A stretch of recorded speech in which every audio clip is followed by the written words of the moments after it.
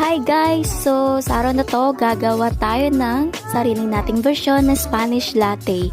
So, gagamit tayo ng ating milk, and condensada, and Nescafe.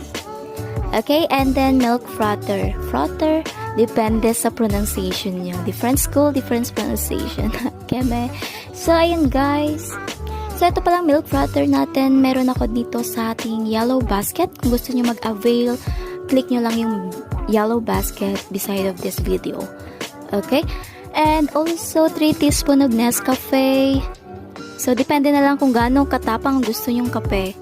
Okay? So, ako tama lang para hindi tayo mag-palpitate. So, ayan guys. After nyan, lalagyan na natin ng condensada.